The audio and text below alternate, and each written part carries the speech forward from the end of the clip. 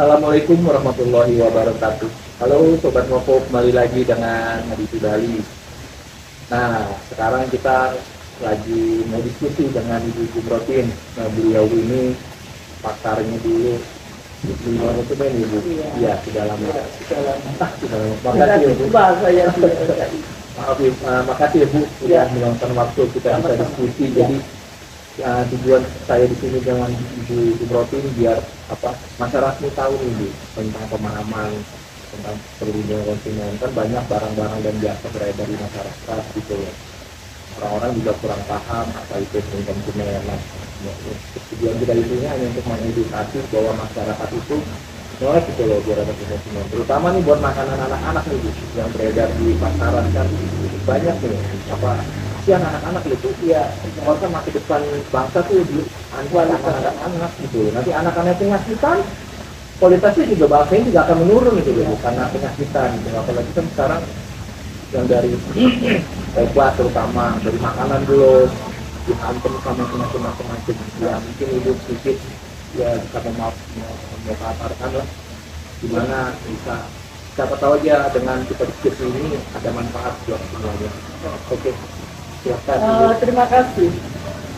Makanan sebetulnya apa yang dimasuk pada makanan yang dikonsumsi anak, kualitasnya itu sebetulnya yang harus berperan orang tua. Karena anak belum tahu bagaimana memilih makanan yang baik, bagaimana memilih makanan aman, apa komposisi yang ada di makanan itu. Anak itu nggak tahu. Dia yang merasakan itu gampang dijangkau, itu rasanya enak gitu.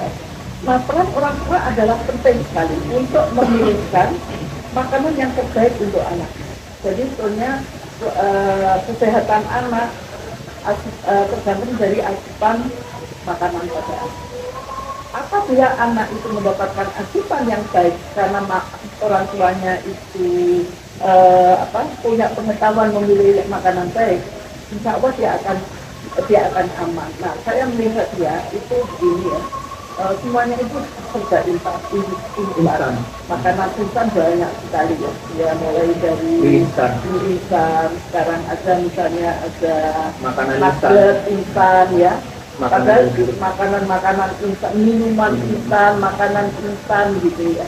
Itu menurut saya kita tidak tahu seharusnya kita membaca komposisi makanan itu. Tapi masyarakat kita di Indonesia ini jarang ada, misalnya mau beli biskuit atau beli apapun ya, yang kemudian membaca labelnya itu jarang sekali. Males betul. Iya males. Kalau kita di luar negeri itu orang tidak akan memasukkan ke dalam keranjangnya sebelum dia teliti kan. Kemudian dia taruh listrik lagi karena tidak sesuai. Oh ini ternyata kadar gulanya tinggi, nggak cocok untuk anak saya. Jadi dikembalikan ke rak. Tapi orang kita kan tidak pakai dibaca. Seberanjaknya diisi ini. Nah itu adalah kebiasaan masyarakat kita dalam berbelanja tanpa mengetahui sebetulnya keamanan komposisi dari makanan yang dibeli. Itu dulu menurut saya harus diubah secara hidup. Yang paling bagus sebetulnya makanan itu apabila dibikin di rumah. Nugget itu gampang sekali kita bikin nugget di rumah itu. Daripada nugget instan itu. Daripada nugget instan, jelas kita kualitas daging ayamnya jelas fresh. Kita melakukan sendiri mengatur tanpa ada pengawet. Tanpa kan sekarang blender untuk masak itu gampang sekali. Demikian juga maaf saya ini masih senang makanan tradisional kayak misalnya pisang goreng atau nasi sari atau apa, itu menurut saya lebih bagus daripada makanan yang sudah jadi. Saya paling tidak suka makanan jadi itu. Emang itu complicated ya, harus membuat sendiri, harus apa gitu. Cuma pasti bisa dilakukan apabila kita bisa membagi waktu kita. Nah, saya tahu juga sih banyak orang tua yang hidupnya dia kerja di kantor, terus dia pokoknya asal anaknya senang aja dia kasih. Ya, misalnya nggak menyebut ini makanan kayak menyebut tidak boleh menyebut kayak ini ya. Iya. Apa ya kritik kecil-kecil sini bentuknya bola atau apa itu bubble bubble atau boba itu kan banyak sekali, enak sekali anak. Iya, boba. Itu anak senang sekali, iya. Karena di situ MSG-nya tinggi sekali. Dan orang tua tidak pernah sadar, kalau ditanya tidak pernah sadar, dia selalu ngomong anak saya ini malas makan. Ya ini maunya sama itu. Padahal mengapa anak itu malas makan? Karena makanan yang diberikan oleh orang tuanya di situ ada MSG-nya, dan kalau MSG itu dikonsumsi terus-menerus, maka dia akan haus. Jadi biasanya anak-anak yang minum seperti itu minumnya banyak sekali. Karena minumnya banyak, maka dia sudah malas.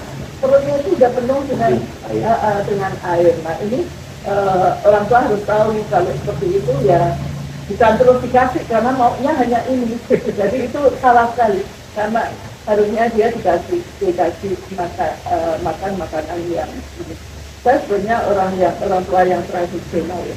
Artinya saya tidak pernah anak saya kasih uang jajan. Lalu saya bawain dari rumah. Betul. Saya bekal nasi, bahkan sudah mahasiswa agak bekal atau cucu saya ya, kan sebenarnya di sini kan. Nanti kalau misalnya jajan aja enggak enak masakan di rumah, karena dia dari kecil biasa. Nah ini dengan begitu kan terjamin itu artinya dia juga akan menjadi anak yang sehat, tidak sakit-sakitan gitu. Itu untungnya. Nah kembali saya melihat bahwa ya sekarang kan anak-anak itu suka manis. Mayoritas manis ya, manis dulu itu anak-anak juga. Dulunya dapat dari MSG, manisnya bisa dari gula, pemanis buatan atau sebagainya. Nah, bisa dilihat anak yang biasa minum teh dalam kemasan, teh dalam botol atau teh dalam kemasan. Itu kalau itu kadang-kadang saya melihat menyambung ya.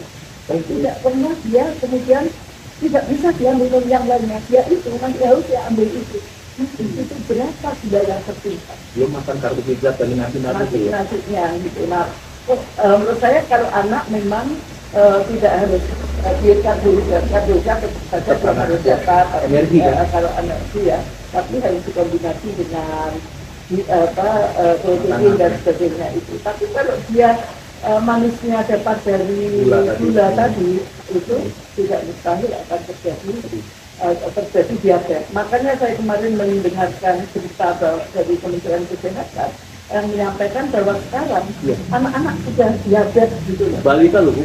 Balita sudah diabetes dan penyuntik insulin. Minyak tinggi sekali, kenaikannya 70 kali lipat, itu tidak ada di benak saya. Itu pasti salah dalam konsumsi makanan yang tinggi. Karena pada dasarnya biasanya diabetes itu memang pola makan ya, memang tergantung pola makan. Yang lain adalah karena keturunan ya. Tapi karena keturunan itu biasanya umur sudah agak tua, tidak dari kecil gitu kan. Nah ini saya sungguh sedih sekali kalau kita ini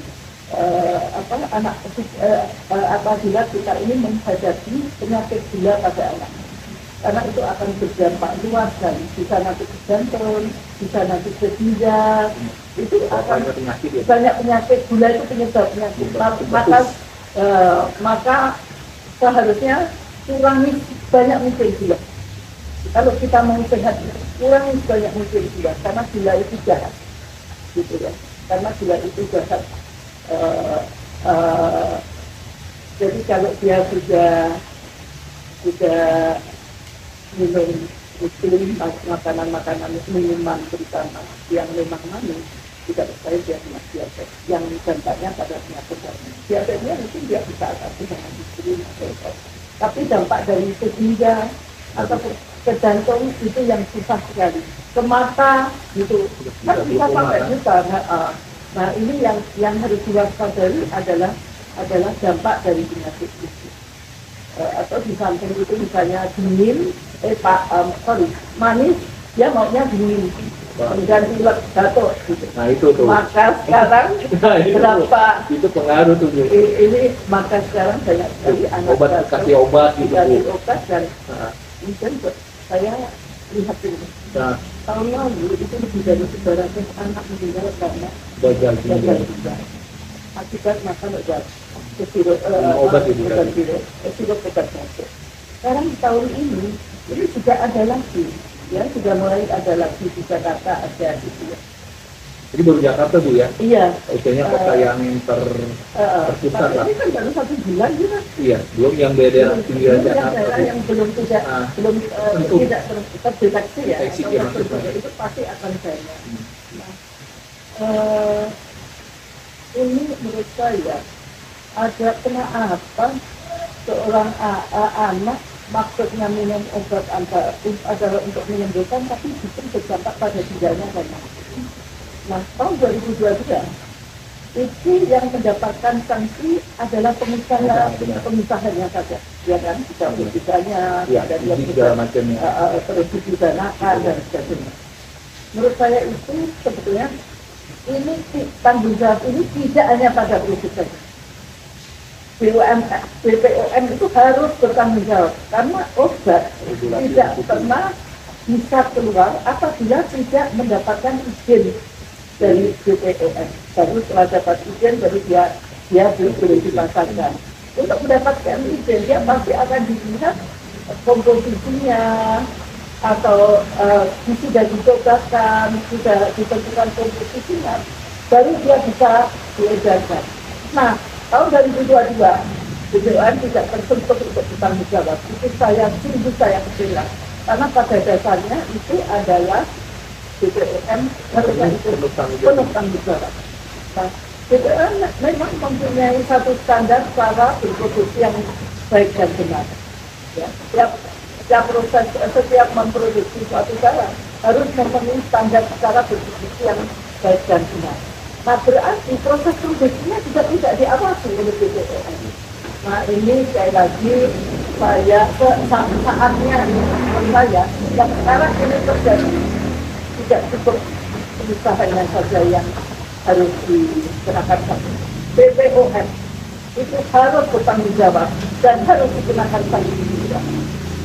Tidak hanya untuk minta maaf gitu ya. Oh, tidak cukup. Ini nyawa itu ini nyawa dan ada kelalaian yang berdampak pada nyawa itu KUHP sudah.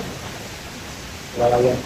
Berarti badannya sendiri yang harus kepalanya juga bertanggung jawab kan BPOM-nya bertanggung jawab Bapak itu bagian mana misalnya bagian pengawasan itu maka itu yang bertanggung jawab. Saya kira itu harus mulai dibiasakan. Setiap badan pemerintah yang dia punya kewenangan mengeluarkan izin maka melekat pada dirinya dia mempertanggungjawabkan apabila terjadi pembakaran. Tapi jenisnya dari situ. Karena izinnya mengeluarkan izin bukan berarti dia mengeluarkan aja tidak ada tanggung jawab.